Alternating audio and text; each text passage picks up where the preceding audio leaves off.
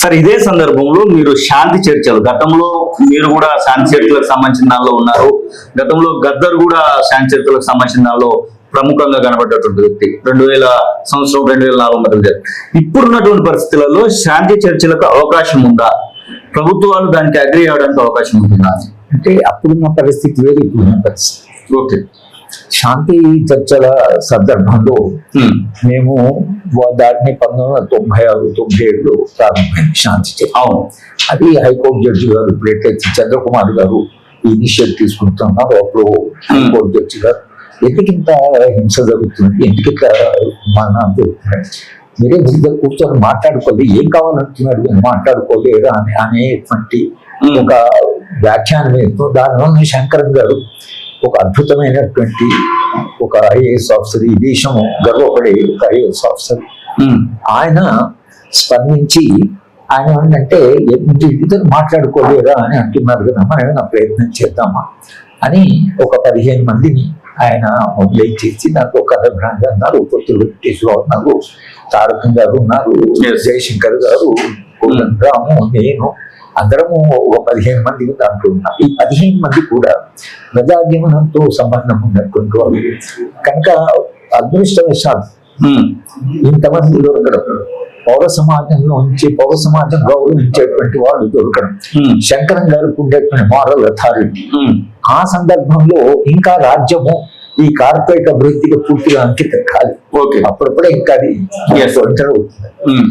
కనుక మేము మొదటిసారి మావోయిస్ట్ పార్టీని కలవడానికి వెళ్ళినప్పుడు అప్పుడు పీపుల్స్ వార్ పార్టీ లాంటి శాంతి చర్చలకి ఇప్పుడు అవకాశం లేదు. ఎందుకంటే ఒకటి చాలా అగ్రెసివ్ గా ఇంపీరియలిజం, సామ్రాజ్యవాదం చాలా బలంగా ఉంది. తర్వాత అమెరికా చాలా అగ్రెసివ్ గా ఉంది, అమెరికా చాలా అగ్రెసివ్ గా ముందుకు పోవాలనుకుంటున్నది. తర్వాత రెండవది మన దేశంలో అద్వానీ హోమ్ మినిస్టర్ గా ఉన్నాడు. తర్వాత ఆంధ్రప్రదేశ్ లో చంద్రబాబు నాయుడు గారు వరల్డ్ బ్యాంక్ ఏజెంట్, ఆయన అధికారం ఉన్నారు. కనుక Chandrababu, Advani, American formidable combination. ఈ ముగ్గురు ఉన్నప్పుడు శాంతి చర్చలకు స్పేస్ ఉందని ఒక స్టాండ్ తీసుకున్నారు. 2004 తర్వాత పరిస్థితి మారింది. అమెరికా కొంత ఇరాన్ దెబ్బతిన్నది, భారతీయ జనతా పార్టీ ఓడిపోయింది, చంద్రబాబు నాయుడు గారు ఓడిపోయారు, కాంగ్రెస్ పార్టీ అధికారంలోకి వచ్చింది. కాంటెక్స్ మారిపోయింది కదా, చంద్రబాబు లేడు, అద్వానీ లేడు, అమెరికా చాలా దీంట్లో ఉంది. కనుక శాంతి చర్చలకు స్పేస్ వచ్చింటే వాళ్ళు కూడా కొన్ని శాంతి చర్చలకు ప్రపంచవ్యాప్తంగా భారతదేశంలో కూడా ఒక స్పేస్ ఏర్పడింది. కనుక మీరు ప్రయత్నం చేస్తే మేము కూడా దాన్ని రెస్పాండ్ చేస్తాము. ఆ కాంటెక్స్ట్ లో జరిగింది. ఇప్పుడేంటి కాంటెక్స్ట్? ఇప్పుడు కాంటెక్స్ట్ అద్వానీ కంటే ఇంకా ఒక ఎక్కువ అమిత్ షా తర్వాత ఇక్కడ కాంగ్రెస్ పార్టీ వచ్చిన దానికి టెన్షన్ ఉంటుండొచ్చు, కానీ అంతర్జాతీయంగా ట్రంప్, అమిత్ షా ఈ ఇద్దరు ఎవరైతున్నారో ఇక రాష్ట్రాల ప్రాధాన్యత తగ్గిస్తూ వచ్చారు. రాష్ట్రాలను ప్రమేయం లేకుండానే వాడు ముందుకు పోతున్నారు. కనుక చరిత్రలో ఒక బలమైనటువంటి కాంబినేషన్, ఆ కాంబినేషన్ వాళ్ళు కార్పొరేట్ యొక్క అభివృద్ధి కొరకుని వేగంగా, అది ఛత్తీస్గఢ్ ముఖ్యమంత్రి గారు అన్నారు, మేము కార్పొరేట్ కు సంప్రదాయం చెప్పాలి, కనుక మేము వేగంగా చెప్పాలి. కాబట్టి ఎవరు అడ్డం వచ్చినా, అవి చెట్లు అడ్డం వచ్చినా, మనుషులు అడ్డం వచ్చినా వాళ్ళని తీసేసి మేము ముందు పోతా ఉంటాం. ఆ పోతాము అనేటువంటి ప్రక్రియలో భాగంగా ఇవాళ ఏదైతే ఛత్తీస్గఢ్ లో జరుగుతుందో, మారణ కాండ జరుగుతుందో దాంట్లో భాగం, అభివృద్ధి నమూనాలో భాగం. అయితే ఇది చాలా దూరం పోయింది, 400 మంది చనిపోయారు, దేశమంతా చాలా స్తబ్దంగా ఉంది, చూస్తున్నారు అసహాయంగా. ఏంటి రాజ్యము చట్టబద్ధము, రాజ్యాంగము చట్టబద్ధ పాలన లేదు, రాజ్యాంగ ప్రమాణాలు లేదు, రాజ్యాంగం నమూనా లేదు, ఆదివాసులకు మనం ఇచ్చిన హక్కుల ప్రమేయం లేదు, ఏంటి ఇలా పోతున్నారని సమాజము చూస్తున్నది. కానీ సమాజం స్పందించడము, మేము శాంతి చర్చలు ప్రారంభించినప్పుడు తెలుగు సమాజంలో చాలా విస్తృతంగా, అలాగే భారతదేశ వ్యాప్తంగా అందరూ ఆసక్తిగా చూశారు. అప్పుడున్న పరిస్థితుల్లో చాలా ఆసక్తిగా దేశమంతా చూసింది శాంతి చర్చలు ఏం జరుగుతాయని. అలాగే ఇక్కడ కూడా మనకు మన తెలంగాణ రాష్ట్రంలో విపరీతంగా పబ్లిక్ మధ్యతరగతులు జర్నలిజంలో అధికారులలో ముఖ్యంగా పోలీస్ అధికారులు కూడా వాళ్ళు కూడా విసిగిపోయారు. కనుక వాళ్ళు కూడా భయపడుతూ వాళ్ళు కూడా భయం ఉంటుంది. ఏదో ఒక శాంతి చర్చలు జరుగు, శాంతి వస్తే మంచిది అని ఒక కాంటెక్స్ట్ లో శాంతి చర్చలు జరిగాయి.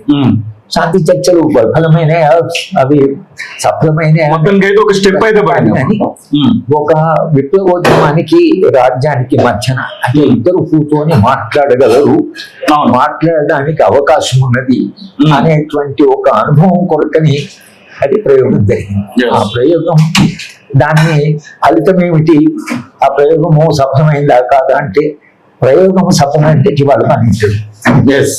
ఇవాళ మళ్ళీ శాంతి చర్చల గురించి మళ్ళీ ఇవాళ ఒక ప్రయత్నం. ఇప్పుడున్న పరిస్థితిలో నిజంగా కూడా శాంతి చర్చలకి అంత అవకాశం లేదు అంటే పొలిటికల్ కానీ శాంతి చర్చలు అనే ప్రతిపాదన మళ్ళీ ఎవరైతే తీసుకొచ్చారు ఇక్కడ శాంతి చర్చలు కొట్టాయి. ఈ ప్రతిపాదన మీద చర్చలు జరుగుతున్నాయి. అవును, ఈ చర్చ ఇది మావోయిస్ట్ పార్టీకి తర్వాత ఏదో అమిత్ షాకు మధ్యన జరుగుతున్న యుద్ధం కాదు. అక్కడ ఆదివాసులు చనిపోయిన ఆదివాసుల్లో దాదాపు 1/3 ఒక 150 మంది దాకా చనిపోయారు. 150 మంది దాకా ఆదివాసులు చనిపోయారు. అంటే 6 మంది చనిపోవాలి. అమాయకులు ఒక పాప, చిన్న పాప, పాత అవుతున్న పాప చనిపోయింది. కనుక ఇది ఎక్కడో చాలా దూరం వెళ్ళిపోతుంది అనేది ఆ అమాయకులైన ఆదివాసులు కూడా దీంట్లో వాళ్ళు ఏమో ఆయుధాలు పట్టుకున్న వాళ్ళు ఆయుధాలు పట్టుకున్న వాళ్ళని కూడా ఎట్లాంటి ఇచ్చారంటే భారత రాజ్యాంగంలో దాని మీద రాజ్యం మీద కొన్ని పరిమితులు ఉన్నాయి. మీరు ఎవరు మర్చిపోయి చేస్తారు అంటే రాజ్యం ఒకవేళ కక్ష సాధించాలనుకుంటే మీ పైన కూడా ఊపా కేసు పెట్టినటువంటి సందర్భాలు మనం చూసాం గతంలో ఒక 2 years బ్యాక్ అట్లా. ఇప్పుడు రాజ్యము ఇక్కడ గుమిగూడినటువంటి మీ యొక్క శాంతి చర్చల కోసం కమిటీగా ఏర్పడినటువంటి వాళ్ళ మీద ఉక్కుపాదం మోపాలని మీరు అనుకుంటున్నారా? అంటే ఉక్కుపాదం మోపడం అంటే వాళ్ళు కూడా రాజకీయంగా క్యాలిక్యులేట్ చేస్తారు. భారతీయ జనతా పార్టీ మొన్న ఎన్నికల కంటే లేదు, బీహార్ చంద్రబాబు లేకపోతే అంటే ప్రజలు భారతీయ జనతా పార్టీకి ఫుల్ మ్యాండేట్ ఇవ్వాలి. అవును, కనుక భారతీయ జనతా పార్టీ కూడా గమనిస్తుంటారు. వాళ్ళు కూడా క్యాలిక్యులేషన్ వేసుకుంటారు. ఇక్కడ ఉద్యమాన్ని అంతం చేయడం అనేది కార్పొరేట్ అవసరం. కానీ భారతదేశం యొక్క ప్రజల అవసరం కూడా కార్పొరేట్ అవసరమేనా? కార్పొరేట్ అవసరాలకి ప్రజల అవసరాలకి మధ్యన ఒక కాంట్రడిక్షన్ ఉంటుంది, ఒక వైవిధ్యం ఉంటుంది. ఇవాళ మన శాంతి చర్చల గురించి మాట్లాడడం అంటే ఒకటి రాజ్యము ఇంత విచ్చలవిడిగా ఏ పరిమితులు లేకుండా వాళ్ళు ఆయుధాన్ని ఉపయోగించడం అనేది ఏదైతుందో అది మొత్తంగా సమాజానికి, ప్రజాస్వామ్యానికి, రాజ్యాంగానికి, చట్టబద్ధ పాలనకు వ్యతిరేకమవుతుంది. అవును, కనుక మీరు ఆ రాజ్యాంగం దెబ్బతింటున్నది అని భావించేవాళ్ళు. ఎందుకంటే మళ్ళీ భారత రాజ్యాంగం చర్చలోకి వచ్చింది మన ఎన్నికలు. కనుక రాజ్యాంగం రెలవెన్స్ ఏంటి, రాజ్యాంగం ఏమంటున్నది అనేది సమాజం చర్చించుకోవాలి. రెండవది ఈ వైలెన్స్ ఇక్కడ అవుతుందా అంటే అక్కడ ఆగదు, అది ఇంకా దూరం వెళ్ళిపోవచ్చు. అది ఫ్యాసిస్టు ధోరణి పోతే ఎవరికైనా ఇది ప్రమాదమే అనేది సమాజం గ్రహించినట్లే ఉంది. అందుకనే మొన్న ఎన్నికల్లో చర్చ జరిగింది. అది ఒక వాతావరణం ఉంది. రెండవ వాతావరణం ఏంటంటే ఒకవేళ మనము పౌర సమాజం ఏం చేయాలి, మనం ఇంత నిస్తబ్దంగా ఉండాలా, మరి ఇక్కడ ఆదివాసులు ఉన్నారు కదా అని మనము చర్చిస్తున్నది ఏమిటంటే ఒకటేమో హింస, జరుగుతున్న హింస. రెండవది మీరు వనరులు తీసుకోవడం అవుతుందో ఆ అభివృద్ధి మొత్తము ప్రజలకు పనికి రావాలి, కేవలం కార్పొరేట్ కాదు. మీరు అభివృద్ధి నమూనాలో ప్రజలు ఉండాలి, ప్రజల భాగస్వామ్యం ఉండాలి. రాజ్యాంగంలో ఆదివాసులకు హక్కులు ఉన్నాయి కనుక ఆదివాసీ హక్కులను గౌరవించవలసిన అవసరం ఉంది. సమాజం కూడా ఇద్దరి మధ్యన, రాజ్యం మధ్యన, వాళ్ళ మధ్యన ఘర్షణ జరుగుతున్నప్పుడు మనము కేవలము దాన్ని స్పెక్టేటర్స్ కాకుండా, దాన్ని చూసేవాళ్ళుగా కాకుండా మనం కూడా మాట్లాడు. మనం ఏమంటున్నాం అంటే మీరు ఇద్దరి మధ్యన అయితే ఘర్షణ జరుగుతుంది, దాంట్లో అమాయకమైన ఆదివాసులు ఉన్నారు, ఆదివాసుల అడవి ఉంది, అక్కడ సంపద ఉంది. అడవిని పూర్తిగా మీరు దాన్ని చేస్తే టెంపరేచర్ పెరిగి పర్యావరణం పూర్తిగా దెబ్బతింది. ఇప్పుడు లక్షల చెట్లు పొడగొట్టాను, పర్యావరణం దెబ్బతింటుంది. కనుక మీరు మరొకసారి ఆలోచించండి, మీ అభివృద్ధి నమూనాను మరొకసారి ఆలోచించండి, ప్రజల దృక్పథంతో ఆలోచించండి. ప్రజల యొక్క దృక్పథంతో ఆలోచించి మీరు ఏదైనా అక్కడ శాంతి తీసుకురావాలి అనేటువంటి ఒత్తిడి ఇటు మా విప్లవ పార్టీ మీద, అటు ప్రభుత్వం మీద పెట్టడమే శాంతి చర్చల యొక్క ఉద్దేశం.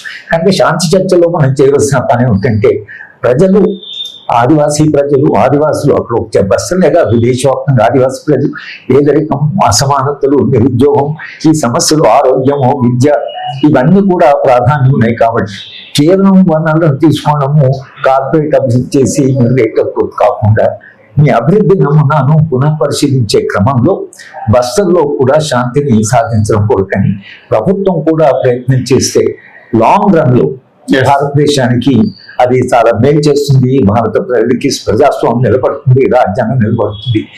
ఈ యాంగిల్ నుంచి, ఈ కోణం నుంచి సమాజం డిబేట్ చేయాలి. శాంతి చర్చలు ఆ కోణం నుంచి ఒకరు డిబేట్ చేయగలిగితే దానికి ఫలితం వచ్చినా రాకున్నా రాబోయే తరాలు అంత వైనం జరుగుతుంటే ఛత్తీస్గఢ్లో లేదా దేశవ్యాప్తంగా వీళ్ళంతా ఏం చేశారు, మన సమాజం ఏం చేస్తుందంటే కనీసం పౌర సమాజం వచ్చే తరానికి లేదు, మేము ఊరుకోలేదు, మేము మాట్లాడవలసినప్పుడు మాట్లాడాము, శాంతి కోరాము, శాంతి చర్చలు ప్రయత్నం చేశాం, మా ప్రయత్నం విఫలమైందొచ్చు, కానీ మీ తరమైన సార్ చివరగా అమిత్ షా చెప్పినట్టుగా, కేంద్ర హోంశాఖ మంత్రి అమిత్ షా చెప్పినట్టుగా నక్సల్స్ అనేటువంటి పదం లేకుండా చేయడం సాధ్యమంటారా? ఇప్పుడు నక్సల్స్ అనే పదం లేకుండా చేయడం అనేది సాధ్యమే కావచ్చు, కానీ పోరాటాలు లేకుండా, ఉద్యమాలు లేకుండా అసలు సమాజం ఉంటుందా? ఉద్యమాలు లేని భారతదేశం, పోరాటాలు లేని భారతదేశాన్ని ఆయన గ్యారెంటీ చేయగలడా? మీరు 200 ఏళ్ల నుంచి చేస్తూనే ఉన్నారు కదా, 200 ఏళ్ల నుంచి ఇదే మోడల్ కదా. ఇది వాళ్ళు కొంచెం మీరు ఇంకా ఎక్కువ టెక్నాలజీ వచ్చింది కాబట్టి చేయొచ్చు, కానీ సమస్యలు ఉన్నప్పుడు మనిషే కదా. ఎప్పుడు నేను నిరుద్యోగం ప్రతిఘటన అనేది కామన్ గా జరుగుతుంది. మనం తెలంగాణలో చూసాము, ఆ పరీక్షలు పెట్టాలంటే అవన్నీ ఇస్తూ అంటాడు, కేవలం నిరుద్యోగం కనుకనే పిల్లలు. తర్వాత ఇప్పుడు హైదరాబాద్ యూనివర్సిటీలో చూసాము, పిల్లలు భిన్నమైన విషయాల్లో మాకు మంచి విద్య కావాలని పోరాడుతున్నారు. ఈ పోరాటం ఎట్లా అవుతారు? ఈ పోరాటాలు ఎప్పుడు అవుతాయంటే మీరు మౌలిక సమస్యలు పోయినాయి. దానికి మనం భారత ప్రభుత్వానికి శాంతి చర్చల ద్వారా మనం చెప్తుంది ఏంటంటే ప్లానింగ్ కమిషన్ కమిటీ వేసి శాంతి చర్చల తర్వాత ఆ కమిటీలో శంకరం గారు ఉన్నారు, భాగవపానుడు, నందిని సుందర్ ఉన్నారు. ప్లానింగ్ కమిషన్ అంటే ఈ ఉద్యమం యొక్క మూలాలు ఏ సమస్యలు పరిష్కరిస్తే ఉద్యమాలు పోతాయి, ఈ పోరాటాలు అని అడిగారు. వాళ్ళు ఒక కమిటీ రిపోర్ట్ ఇచ్చారు. ఇవాళ భారత ప్రభుత్వాలు మనం చెప్తుందంటే ఆ కమిటీ ప్లానింగ్ కమిషన్ డాక్యుమెంట్ మీద ఎదుగుతుంది, అది తీయండి, దాన్ని ఇంప్లిమెంట్ చేస్తే ఈ గొడవలు ఉన్నాయంట.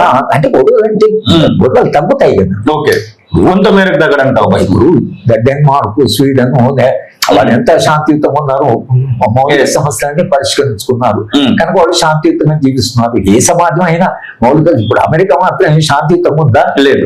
అమెరికా అంతా అభివృద్ధి చెందింది, కానీ ఎంత హింస జరుగుతున్నది అమెరికాలో. ట్రంప్ లాంటి వాడు ఎట్లా బిహేవ్ చేస్తున్నాడు, మరి అది అమెరికా చాలా శాంతియుతంగా ఉండాలి కదా, ఎంత సుఖంగా జీవించాలి వాళ్ళు. కానీ ఎవరైతే గందరగోళం ఉన్నారు, వాళ్ళు గంద పవర్ ఉంది కాబట్టి ఎక్కడ పడితే అక్కడ మనుషులు చంపుతున్నారు, రోజు 12 మంది చంపారు, రోజు 10 మంది. అంటే అమెరికా కూడా శాంతియుతంగా ఉందా అంటే లేదు. అభివృద్ధి కాదు. అదే డెన్మార్క్ వాళ్ళు హ్యాపీగా ఉన్నారు, అదే స్వీడన్ వాళ్ళు హ్యాపీగా ఉన్నారు. వాళ్ళు ఎందుకు హ్యాపీ ఉన్నారు? అమెరికా ఎందుకని హ్యాపీగా ఉంది? వాళ్ళు వెల్ఫేర్ స్టేట్ ను, సోషల్ డెమోక్రట్స్ కాబట్టి ఒక వెల్ఫేర్ స్టేట్ తీసుకొని ప్రజల మౌలిక సమస్యలు పరిష్కరించారు. ఇప్పుడు మన సమస్యలు పరిష్కారం మనకి ఎడ్యుకేషన్ ఇవ్వాల్సిన అవసరం ఉంటుంది. మన సమస్యలు పరిష్కారం కాకపోతే మనిషి తన సమస్యల పరిష్కారం కూడా ఉద్యమాలు చేస్తుంది. అది ఏ రూపంలో చేస్తాడు? అది ప్రొటెస్ట్ చేస్తాడా, ఎడ్యుకేషన్ చేస్తాడా, దానం చేస్తాడా, ఇందిరా పార్క్ లో కూర్చుంటాడా, ఎంత కూర్చుంటాడా, లేకపోతే ఆయుధం పట్టుకుంటాడా అనేది అది ప్రజలు భిన్న రూపాల్లో పోరాటాలు చేస్తుంటారు. పోరాటాలు లేని, ఉద్యమాలు లేని, అందరూ శాంతియుతం ఏదో కొట్టి మేము శాంతి తీసుకొస్తాం. కొట్టి తీసుకొచ్చే శాంతి కంటే కూడా మనిషి నుంచి తాను సంతోషంగా జీవించడం అనేది అంతిమంగా మానవ సమాజం కోరుకుంటుంది.